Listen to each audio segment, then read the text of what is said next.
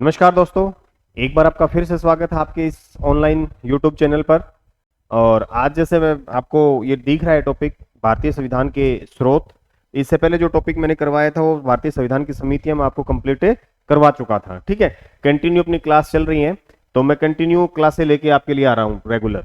देखिए, भारत के संविधान के स्रोत, पहले तो मैं ये बता देता हूँ थोड़ा सा। कई बार ये कहा जाता है कि भारतीय संविधान जो है वो उधार का थैला है, लेकिन ये बात सत्य नहीं है। क्यों सत्य नहीं है? क्योंकि हम देखेंगे, इसी में बता देता हूं आप लोगों को सत्य क्यों नहीं है। देखो, भारतीय संविधान के दो प्रकार के स्रोत होते हैं। कितने प्रकार के स्रोत हैं? दो प्रकार के सोर्स है अपने पास, यूं कह सकते हैं। एक तो सोर्स है कौन सा भाई? आंतरिक स्रोत। कौन सा है भाई? आंतरिक स्रोत है अपना। कौन सा है भाई? आंतरिक स्रोत। ये देखिए, एक है आंतरिक स्रोत, दूसरा कौन सा है भाई? विदेशी। कौन सा है भाई? विदेशी। तो आपको साफ साफ दिख रहा होगा कि आंतरिक स्रोत मतलब खुद का, अंदर का। विदेशी स्रोत मतलब बाह्य स्रोत। तो यहां पे मैं आप लोगों को बता रहा हूं, जैसे भारत शासन अधिनियम 1935, ये कौन सा स्रोत है भाई? अपना आंतरिक स्रोत है। इसमें मैंने सबसे पहले क्या चीज लिखी? सर्वाधिक योगदान। क्या भाई? सर्वाधिक योगदान। सर्वाधिक योगदान किसका है बताओ भाई? सर्वाधिक योगदान किसका? 1935 के अधिनियम का। और 1935 का अधिनियम क्या है? आंतरिक स्रोत है। तो कह सकते हैं कि भारतीय संविधान जो है वो उधार का थैला नहीं है, क्योंकि इसमें सबसे ज्यादा जो स्रोत है ना, वो सारे के सारे स्रोत 1935 के अधिनियम के हैं। 1935 का अधिनियम बनाया किसने था? अंग्रेजों ने बनाया था, लेकिन अंग्रेजों ने लगभग अपने ऊपर काफी लंबे समय तक शासन किया। तो भारतीय भी जो अधिनियम बनाया था उसके क्या हो गए थे? ओत प्रोत उससे क्या थे भाई? संतुष्ट से नजर आ रहे थे कुछ हद तक। मतलब उससे उसका क्या हो गया था भाई? मेल जोल बिल्कुल सामंजस्य बैठ गया था। तो यूं कह सकते हैं कि ये भारतीयों का ही स्रोत कह सकते हैं, भारतीय संविधान के अंदर जो 1935 का अधिनियम है। अब देखो, भारतीय संविधान में दो प्रकार के स्रोत, एक तो कौन सा होता है भाई? आंतरिक स्रोत, दूसरा कौन सा होता है? बाह्य स्रोत। आंतरिक स्रोत की अगर मैं बात करूं तो आंतरिक स्रोत में क्या क्या है वो मैं आपको बता के चलूंगा। विदेशी स्रोत, जिसको बाह्य स्रोत में विदेशी संविधानों से हमने क्या क्या लिया है उसकी चर्चा हम इसी क्लास में करेंगे। तो देखिए, भारत शासन अधिनियम, सबसे पहले आंतरिक स्रोत, उसमें एक ही पढ़ते हैं। क्या पढ़ते हैं भाई? ये एक ही पढ़ते हैं हम लोग। कौन सा भाई बताइए? भारत शासन अधिनियम 1935 मतलब आंतरिक स्रोत। उसमें देखो सबसे पहले लिखा है मैंने, सर्वाधिक योगदान जो है वो किसका है भाई? भारतीय संविधान में सर्वाधिक योगदान किसका है? भारत शासन अधिनियम 1935 का। किसका है भाई? भारत शासन अधिनियम 1935 का, ध्यान रखना। ठीक है, दूसरा हमने क्या ले रखा है? संघीय व्यवस्था। संघीय व्यवस्था का मतलब समझ रहे हो? संघीय व्यवस्था मतलब एक जगह से चलने वाली। संघीय मतलब पूरा संघ। क्या भाई? पूरा संघ हो गया है। ठीक है, मतलब संघ, दो प्रकार के संघ का जो जिक्र है वो अपन जैसे आर्टिकल अपन फर्स्ट पढ़ेंगे, आर्टिकल फर्स्ट पढ़ेंगे या भाग फर्स्ट पढ़ेंगे, उसमें मैं आप लोगों को बताऊंगा इन तीनों की परिभाषा क्या क्या होती है। ठीक है, तो देखिए, संघीय व्यवस्था हमने ले रखी है। दूसरा, न्यायपालिका की संरचना। क्या भाई? न्यायपालिका की जो संरचना है वो भी हमने कहां से ले रखी है? भारत शासन अधिनियम 1935। देखिए, यहां न्यायपालिका की संरचना की बात कर रहा हूं, नहीं कि मैं ये न्यायिक पुनरावलोकन की बात कर रहा हूं। ठीक है, सर्वोपरि न्यायपालिका की भी बात नहीं कर रहा हूं मैं यहां पे बात सिर्फ मैं कर रहा हूं न्यायपालिका की संरचना, मतलब न्यायपालिका का स्ट्रक्चर जो है। लोक सेवा आयोग, जो वर्तमान में हम जिसको हम क्या बोलते हैं? यूपीएससी बोलते हैं। क्या बोलते हैं? UPSC, union public service commission. ये भी क्या था भाई? 1926 में ले आए थे हम। कब लेके आए थे भाई? 1926 में। भारत शासन अधिनियम में इसको हम क्या कर सकते हैं भाई? शामिल करते हैं, लोक सेवा आयोग। राज्यपाल का कार्यकाल, ये भी हमने 1935 के अधिनियम से लिया है। और प्रशासनिक विवरण। क्या भाई? प्रशासनिक विवरण या प्रशासनिक ढांचा जो है वो भी हमारा क्या है भाई? 1935 के अधिनियम का है। तो ध्यान रखना, आंतरिक स्रोत में सिर्फ एक ही चीज का वर्णन है, किसका? भारत शासन अधिनियम 1935। ये भारत के संविधान का क्या है? आंतरिक स्रोत है। और इस आंतरिक स्रोत के तहत सर्वाधिक योगदान किसका? 1935 के अधिनियम का। संघीय व्यवस्था, न्यायपालिका की संरचना, लोक सेवा आयोग, प्रशासनिक विवरण और राज्यपाल का कार्यालय जो है वो हमने 1935 के अधिनियम से ले रखा है, अभी ध्यान रखना। ठीक है, इसके बाद जो बाह्य स्रोत की जिसकी मैं बात कर रहा हूं, क्या भाई? बाह्य स्रोत, जिसमें विदेशी संविधान से जो हमने जो चीजें हमने उठाई है उनका जिक्र अब इसमें कर रहे हैं। सर्वप्रथम मैं बात करता हूं, ब्रिटेन को ले लेते हैं, क्योंकि ब्रिटेन ने काफी लंबे समय तक क्या किया था? भारत पर राज किया था। तो वहां की जो व्यवस्था है, वहां के जो संविधान में जो जो चीजें लिखी है, उनके संविधान से हमने क्या क्या चीजें उठाई है या किन किन चीजों का अनुसरण किया है, वो सारी मैंने यहां पर आप लोगों को लिख दिया है। देखिए, संसदीय प्रणाली, चाहो तो आप साथ साथ है ना जो स्नैपशॉट भी इसका ले सकते हो, अदरवाइज पीडीएफ आपको टेलीग्राम के ऊपर भेज दी जाएगी। टेलीग्राम नंबर जल्दी आपको प्रोवाइड करवा दिया जाएगा, ठीक है। तो संसदीय प्रणाली, देखो भाई संसदीय प्रणाली क्या होती है, सबसे पहली बात तो यही है।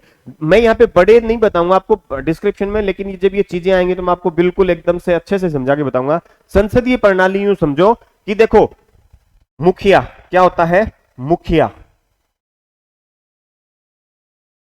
अब गणतंत्र क्या है, जिस देश या जिस राष्ट्र में या जिस राज्य में क्या हो, हेड ऑफ नेशन क्या हो, इलेक्टेड हो, उसको हम गणतंत्र बोलते हैं। भारत गणतंत्र है, मानते हो इस चीज को। तो भारत का मुखिया कौन है बताइए भाई, राष्ट्र का मुखिया राष्ट्रपति। कौन है भाई, राष्ट्रपति, ठीक है।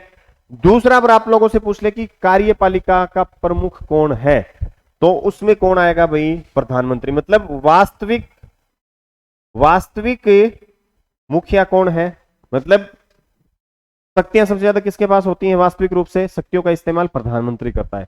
प्रधानमंत्री क्या चलता है, क्या चलाता है, सरकार, या फिर यूं कह सकते हैं शासन। क्या भाई, शासन। तो ध्यान रखना अपने भारत में क्या है, शासन का मुखिया, शासन का मुखिया, और दूसरा ये मान के चलो देश या राष्ट्र का मुखिया। दोनों क्या है, अलग अलग है। दोनों क्या है, अलग अलग है, एक नहीं है। दोनों क्या नहीं है भाई, एक नहीं है, ठीक है। इसलिए हम इसको क्या बोलते हैं, देखो शासन का मुखिया तो कौन है, नरेंद्र मोदी, ठीक है। और देश के राष्ट्र का मुखिया कौन होता है भाई, राष्ट्रपति रामनाथ कोविंद। तो दोनों मुखिया अलग अलग हो गए कि नहीं हो गए, शासन का मुखिया अलग हो गया और देश का मुखिया अलग हो गया, ध्यान रखना। तो इस प्रकार की जो व्यवस्था होती है ना, उसको क्या कहा जाता है भाई, संसदीय प्रणाली बोलते हैं उसको, ठीक है। तो भारत में कैसी प्रणाली भाई, संसदीय प्रणाली है, ठीक है। द्विसदनात्मक व्यवस्था, द्विसदनात्मक मतलब दो सदन, लोकसभा और राज्यसभा। क्या भाई, लोकसभा और राज्यसभा, ठीक है, समझ में आया। द्विसदनात्मक व्यवस्था। विधायी प्रक्रिया कौन सी भाई, विधायी प्रक्रिया, विधि का शासन। देखो ये चीजें, ये थोड़ा सा ध्यान रखना। विधि का शासन, मैं एक बार फिर बता रहा हूं, विधि का शासन। विधि का शासन तो हमने क्या ले रखा है, ब्रिटेन से ले रखा है। कहां से ले रखा है, ब्रिटेन, ठीक है। और विधि द्वारा स्थापित प्रक्रिया, यहां कंफ्यूज मत होना भैया, ठीक है। विधि द्वारा स्थापित प्रक्रिया, ये थोड़ा सा समझने वाली बात है। ये हमने कहां से ले रखी है भाई, जापान से। कहां से ले रखी है, जापान से। तो दोनों में बहुत बड़ा फर्क होता है, छोटा फर्क नहीं है, ठीक है। विधि का शासन का मतलब क्या है, विधि मतलब है एक तरीके से कानून। क्या भाई, कानून मतलब देश में जो शासन चलेगा ना, वो कानून के अनुरूप चलेगा, according to law. According to law के अनुसार क्या होगा, रूल ऑफ लॉ, मतलब जो शासन होगा वो लॉ के अनुसार चलेगा, उसको तो हम क्या बोलते हैं, विधि का शासन बोलते हैं। विधि द्वारा स्थापित प्रक्रिया का मतलब क्या है कि विधायिका जो भी कानून बना देगी, विधायिका, देखो कानून बनाना किसके हाथ में होता है, देखो विधि कौन बनाती है, विधि बनाने का काम किसका है भाई, विधायिका का। विधायिका में कौन बैठते हैं, संसद में ही तो बैठते हैं विधायिका। अरे विधायिका ही तो कानून बनाती है भाई। कोई भी कानून बनाना है तो लोकसभा, राज्यसभा और राष्ट्रपति का तभी कानून बनेगा। जो कानून बनाया है, जो कानून बनाया है, ध्यान रखना, जो कानून बनाया है वो कानून के अनुरूप होना चाहिए, कानून के अनुरूप, या फिर यूं कह सकते हैं वो संविधान के अनुरूप होना चाहिए, ठीक है। समझ में आया भाई। इसमें तो क्या है कि कोई भी देश में जो शासन करेगा वो लॉ के अनुसार, मतलब विधि के अनुसार शासन करेगा, वो तो होता है विधि का शासन। विधि द्वारा स्थापित प्रक्रिया मतलब है कि कोई भी विधायिका जो भी कानून बनाएगी या जो भी विधि बनाएगी वो कानून के अनुरूप होनी चाहिए, कानून से परे जाकर नहीं होनी चाहिए। अगर कानून से परे जाकर है तो विधि नहीं मानी जाएगी। ये क्या है भाई, विधि द्वारा स्थापित प्रक्रिया। ये हमने कहां से ले रखी है, जापान से। तो दोनों में बड़ा फर्क है मेरे भाइयों, ठीक है। तो ये आप लोगों को ध्यान रखना है। विधि का शासन का मतलब समझ में आ गया कि शासन जो होगा वो अकॉर्डिंग टू लॉ होगा, ध्यान रखना, ठीक है। फिर मंत्रिमंडल व्यवस्था, कौन सी भाई, मंत्रिमंडल व्यवस्था। भाई कितने मंत्री बनाए जाएंगे, कौन कौन से मंत्री कैसे बनाए जाते हैं, मंत्रियों की व्यवस्था जो है वो ध्यान रखना। फिर है विधि निर्माण की प्रक्रिया। विधि का निर्माण कैसे होगा, राज्यसभा में जाएगा, लोकसभा में जाएगा, फिर राष्ट्रपति सिग्नेचर करेगा। ये विधि निर्माण की प्रक्रिया, ये भी हमने कहां से ले रखी है भाई, मतलब जो जो भी विधि बनाने की प्रक्रियाएं हैं, किस किस प्रकार से, कौन कौन से 22 स्टेप, कौन कौन सी चीजें अपने को करनी पड़ेंगी, वो जो प्रोसेस है वो हमने कहां से ले रखा है, ब्रिटेन से ले रखा है भाई। फिर है लोकसभा के प्रति मंत्रिमंडल सामूहिक रूप से उत्तरदायी होगा। ये बिल्कुल परफेक्ट बात कही है, इस चीज को समझो। देखो लोकसभा के लिए ये डिटेल से तो नहीं समझाऊंगा, यूं समझ लो कि कोई भी एक मंत्री इस्तीफा देता है तो मतलब क्या होगा, जैसे कोई शिक्षा मंत्री उसने कोई कानून बना दिया, मान लो उसने क्या बना दिया भाई, कोई कानून बना दिया। अगर वो कानून गलत है और उस मंत्री की वजह से कोई दिक्कत हो गई या कुछ और हो गई, तो पूरे मंत्रिमंडल को सामूहिक रूप से क्या देना पड़ सकता है, इस्तीफा भी देना पड़ सकता है। ठीक है, क्योंकि मंत्रिमंडल होगा वो लोकसभा के प्रति क्या होगा भाई, सामूहिक रूप से। यूं नहीं है कि अलग अलग खिचड़ी पकाएंगे, पर ऐसा नहीं होता है। शिक्षा मंत्री अगर कोई शिक्षा की नीति लेकर आता है तो और जो मंत्री होंगे उनके भी उसमें क्या होनी चाहिए भाई, हामी होनी चाहिए। ये नहीं कि भाई शिक्षा मंत्री अकेला उसने कर दिया और वो नहीं हो जाए, ऐसा नहीं होता। सारा का सारा जो मंत्रिमंडल होगा वो सामूहिक रूप से उससे निर्णय के लिए क्या होता है, क्या होता है भाई, उत्तरदायी होता है। ये ध्यान रखना। ठीक है, राष्ट्रपति की औपचारिक प्रधानता। भाई राष्ट्रपति वास्तविक रूप से क्या है भाई, शक्तियों का क्या है भाई, शक्तियों का प्रयोगकर्ता नहीं होता है। वो एक औपचारिक रूप से क्या होता है, राष्ट्र का प्रधान होता है, क्योंकि वास्तविक जो शक्तियां होती है किसके पास है भाई, प्रधानमंत्री के पास। तो ये देखो मैंने लिख दिया राष्ट्रपति की औपचारिक रूप से प्रधानता। ये बिल्कुल सत्य बात है कि प्रथम व्यक्ति राष्ट्रपति होता है, सर्वोच्च शक्तिशाली राष्ट्रपति होता है, मतलब सर्वाधिक शक्तियां राष्ट्रपति के पास होती है, लेकिन उन शक्तियों का वास्तविक रूप से जो प्रयोग है वो कौन करता है, प्रधानमंत्री करता है। ध्यान रखना, जो मैंने पहले भी बताया था, शासन का मुखिया अलग होता है, देश का मुखिया। देश का मुखिया राष्ट्रपति मतलब सर्वोपरि हो गया, मतलब सर्वशक्तिमान भी हो गया, लेकिन वास्तविक रूप से उसका प्रयोग कौन करता है, प्रधानमंत्री करता है। ये औपचारिक प्रधानता है इसकी। ठीक है, जैसे किसी भी देश के क्या होता है भाई, संधि होती है या समझौता होता है या कोई भी इस तरीके की चीजें होती हैं, तो हमेशा राष्ट्रपति के लेटर हेड पे होती है। भले ही जाता कौन है, प्रधानमंत्री जाता होगा, लेकिन उसके पास लेटर हेड किसका होता है, अपने देश के राष्ट्रपति का होता है। ये ध्यान रखना। ठीक है, एकल नागरिकता, एकल नागरिकता। ठीक है, सिंगल सिटीजनशिप है, ये ध्यान रखना। ठीक है, एकल नागरिकता मतलब सिंपल सा यूं समझो आप,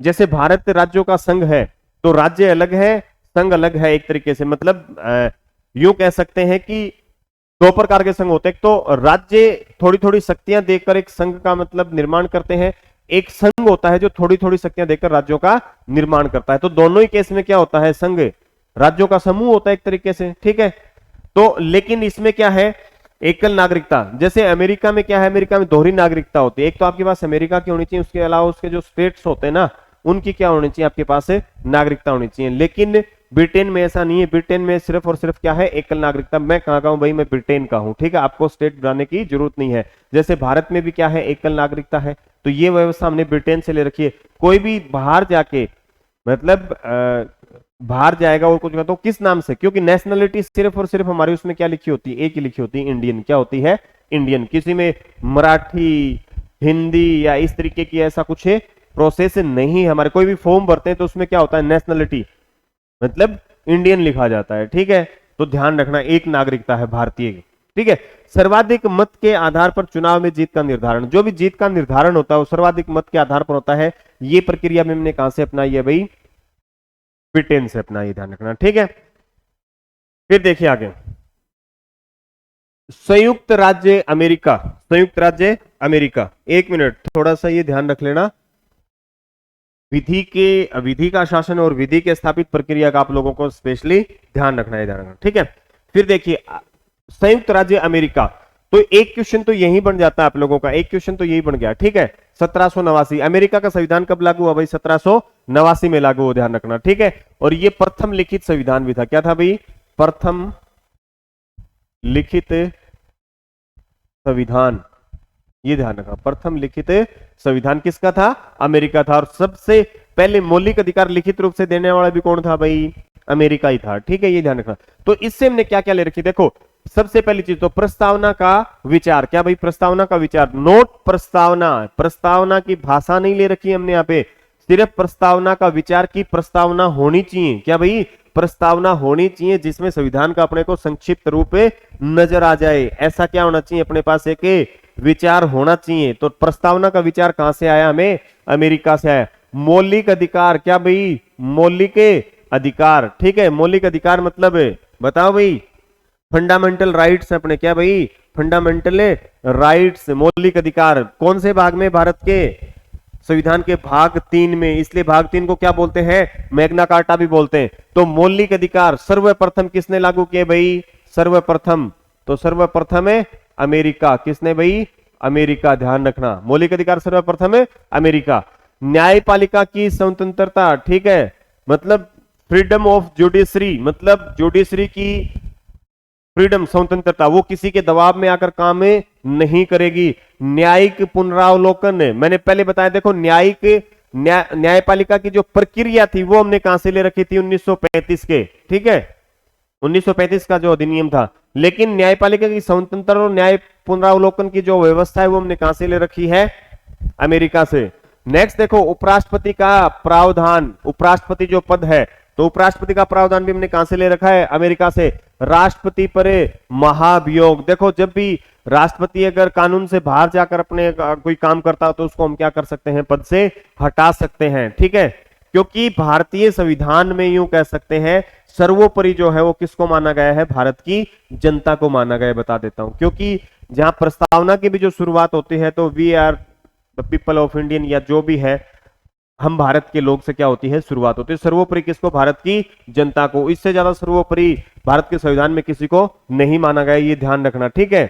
तो ये भी ध्यान रखना, राष्ट्रपति पर महाभियोग, राष्ट्रपति सर्वोपरि होता है, ठीक है, प्रथम व्यक्ति होता है, लेकिन फिर भी अगर राष्ट्रपति अगर संविधान के दायरे से बाहर जाकर काम करेगा तो उस पर क्या लगा सकते हैं, हमें महाभियोग लगा सकते हैं और उसको पद से हटा सकते हैं। क्या भाई, पद से हटा सकते हैं महाभियोग से, ठीक है। ऐसे ही उच्चतम उच्च न्यायालय के जो जज हैं उनको, मतलब उसको महाभियोग तो नहीं बोलते हैं लेकिन प्रक्रिया वैसी ही होती है, तो उच्चतम उच्च न्यायालय के जो जज होते हैं उनको भी हटाया जा सकता है। विधियों का समान संरक्षण, क्या भाई, विधियों का समान संरक्षण, ठीक है, ये भी हमने कहां से ले रखा है भाई, विधियों का समान संरक्षण मतलब है, बताइए भाई।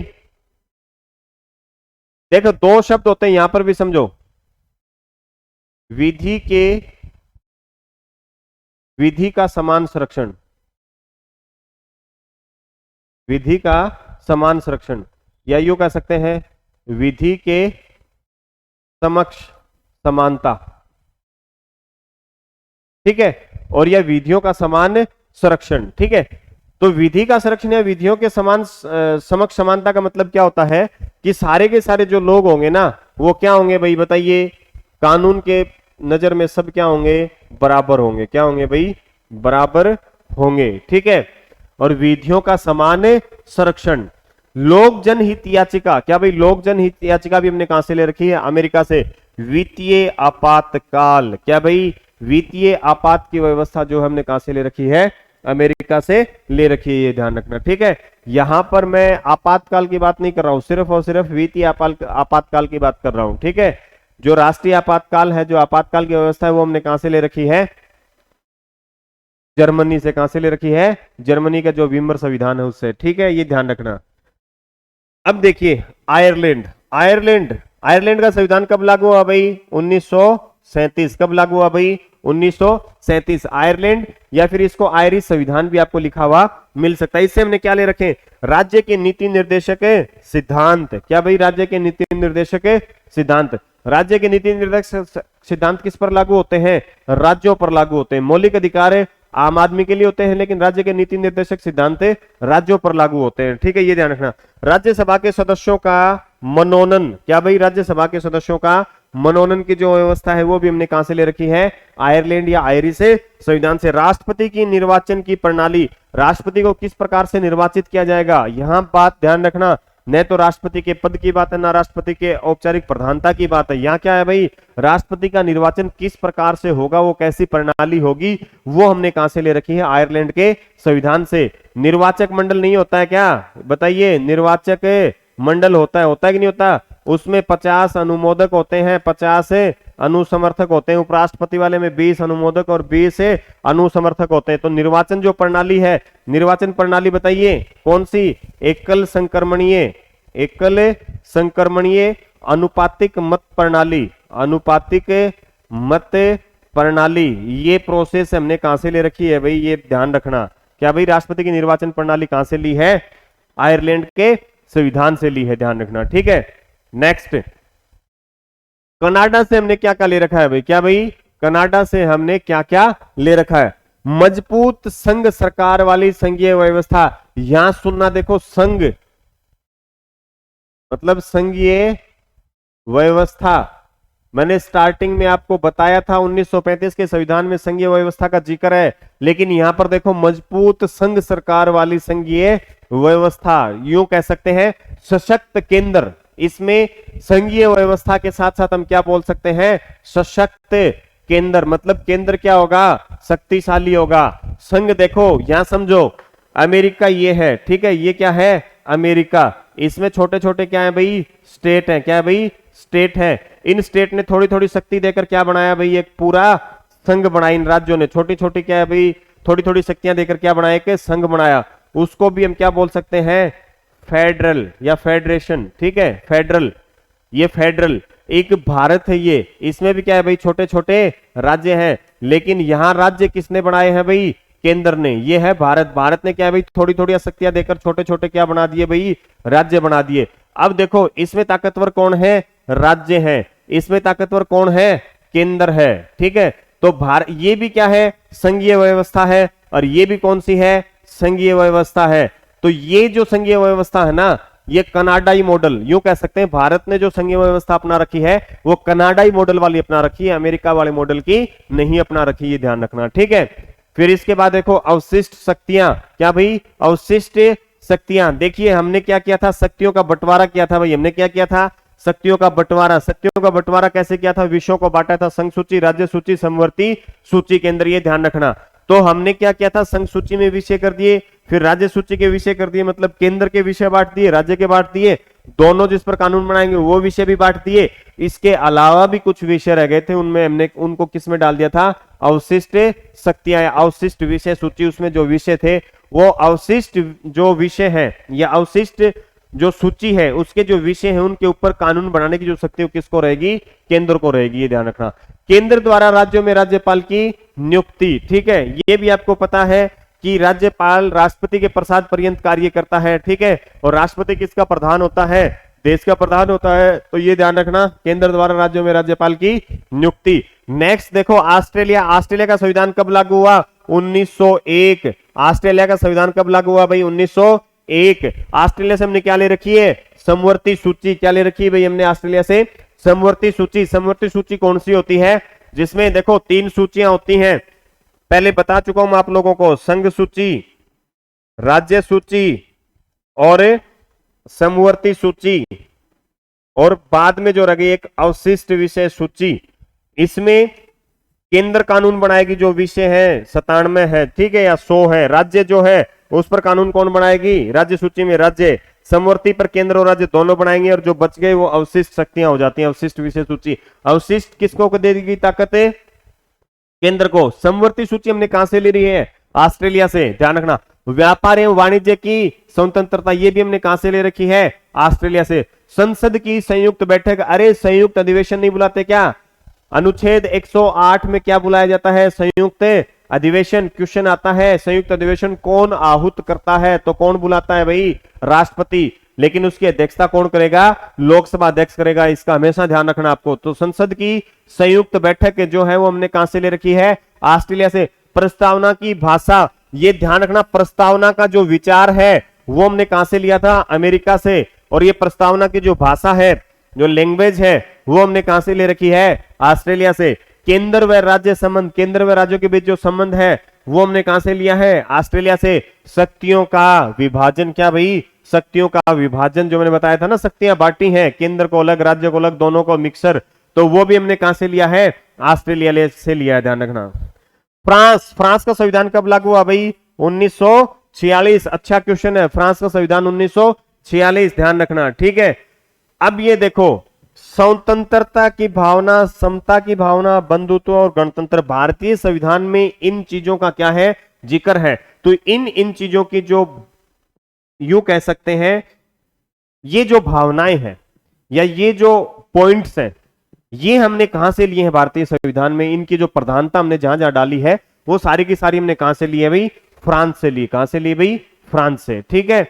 काफी किताबों में सिर्फ और सिर्फ आपको गणतंत्र व्यवस्था लिखी हुई मिल जाएगी, ठीक है। तो ये ऐसा नहीं है, स्वतंत्रता की, समता की, बंधुत्व और गणतंत्र वाली जो ये भी थॉट्स हैं, ये सारी हमने कहां से ली है, फ्रांस से ली है। दक्षिणी अफ्रीका, संविधान में संशोधन की प्रक्रिया, क्या भाई, संविधान में संशोधन, क्योंकि हमने जो संविधान बनाया था उस समय बनाया था, उस समय की स्थितियां अलग थी, आज की स्थितियां अलग हैं। अरे हर 20 साल में लोग मकान को उखाड़कर उसको नया क्या दे देते हैं, स्वरूप दे देते हैं। इसका मतलब क्या हुआ? अरे 20 साल में क्या होता है, एक पीढ़ी बदल जाती है, ठीक है। एक 20 साल के अंदर क्या हो जाती है, एक शहर की स्थिति बदल जाती है। जो एक छोटा सा कस्बा होता है एक बड़े शहर के रूप में तब्दील होने लग जाता है, ठीक है। तो इसी प्रकार ध्यान रखना, 20 साल मतलब 30 साल या जो भी मान लो आप, कि जिस समय हमने 26 जनवरी 1950 को जो संविधान बनाया था, उस समय लोगों की सोच अलग थी, उस समय समाज की स्ट्रक्चर अलग थी, न्यायपालिका की स्ट्रक्चर अलग थी। लेकिन आज वर्तमान में क्या उन सब में बदलाव हो गया। बदलाव हो गया तो जो हमने स्टार्टिंग में जो एक अपना जो संविधान बनाया था, उसमें भी हमने एक पॉइंट छोड़ दिया था कि आने वाले समय में स्थितियां को भांपते हुए या आने वाले समय की जो भी परिस्थितियां बनेंगी उसके अनुसार हम इसमें क्या कर सकते हैं भाई, अमेंडमेंट कर सकते हैं, संशोधन कर सकते हैं। तो ये प्रक्रिया हमने कहां से ले रखी थी भाई, दक्षिण अफ्रीका से।